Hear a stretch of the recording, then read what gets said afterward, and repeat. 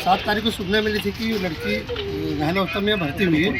12:30 बजे करीब फिर सईदा साहब मैडम को भेजा गया था, उनके बयान वगैरह लिए और 8 तारीख को कायमी करके आरोपी को तत्काल राउंड अप किया और उनके परिवारजनों के सामने पूरी लिखा पड़ी गिरफ्तार करके अभी जेल वारंट बनवा के उनको जेल दाखिल करने रवाना। किन धाराओं के तहत उन पर केस दर्ज की? नहीं, जितनी धाराएं लगती है एट्रोसिटी एक्ट और धारा लगा उल्लेख किया है, नाबालिग से लेकर हर चीज़ का।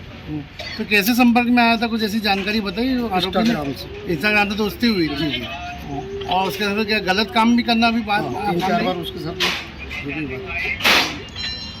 सर, जिस होटल में घटनाक्रम हुआ है और जहाँ एक किट ने खरीदा था मेडिकल से, क्या वो भी जांच में से अभी जाँच का विषय है।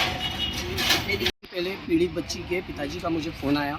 उन्होंने बोला मेरी बेटी 17 साल की है और उसके साथ में कुछ गलत घटनाएं घटी है। जब 3 दिन बाद मैं यहाँ पर सरकारी हॉस्पिटल में मौजूद हुआ तो यहाँ के जो डीन है दर्पण टोके साहब, उनसे मैंने बात करी। मैंने कहा सर ऐसा सा हुआ है।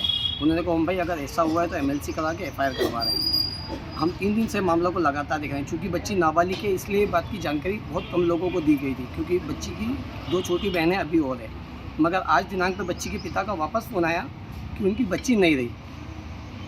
मैं ये पूछना चाहता हूँ आखिर कब तक हमारे देश में ऐसी नाबालिग बहन बेटियों के साथ बलात्कार होगा? कब तक इनकी हत्या होती रहेगी? ऐसा देश में कानून कब बनेगा जहाँ पर एक बच्ची नाबालिग मर रही है और उसके आरोपी को केवल 10 साल की सज़ा हो रही है? ऐसे मामलों को फास्ट ट्रैक कोर्ट में डालकर तुरंत फांसी की सज़ा होनी चाहिए। आज दिनांक तक ब्रह्मपुर जिले में ऐसा कोई भी केस नहीं हुआ कि किसी आरोपी को फांसी की तत्काल सज़ा हुई।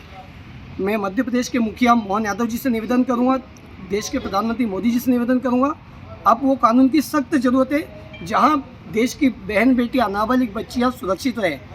मैं सभी समाज की बच्चियों को सुरक्षित देखना चाहता हूं। इस पूरे मामले में स्पेसिफिक बताइए कि कैसे वो किस माध्यम से संपर्क में आया, उन्होंने क्या क्या हथकंडे अपनाए, जो आपकी जानकारी में बताइए थोड़ा सा। बच्ची के पिता से पता चला कि वो जो आरोपी था बच्ची को इंस्टा पे उसका कोई दोस्ती यारी हुई, कोई ताज होटल है जहाँ पर वो उसको लेके गया, वहाँ पे उसके साथ उसने कुछ बलात्कार किया जी। और बच्ची आजकल का चूँकि ट्रेंड चल रहा है छोटे छोटे बच्चों का, कोई फेसबुक पे आ रहा है, कोई इंस्टा पे आ रहा है।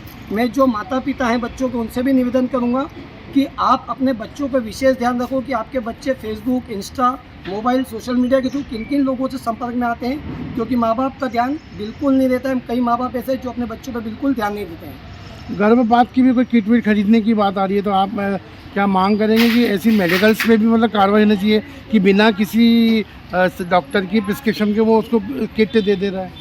जानकारी मिली है किसी मेडिकल से बच्ची का गर्भपात की कोई ट्रीटमेंट खरीदी गई है।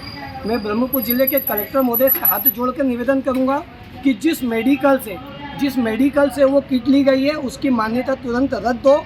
उस मेडिकल के संचालक, जो भी संचालक होगा, उस संचालक के खिलाफ भी FIR दर्ज हो। ऐसे संचालकों को पकड़ कर भी अंदर डाला जाए जो छोटी छोटी बच्ची जो नाबालिग होती, जिनके पेट में बच्चा होता है और ये दवाइयाँ देते हैं, ऐसे नालायक लोगों पर भी केस बनना चाहिए।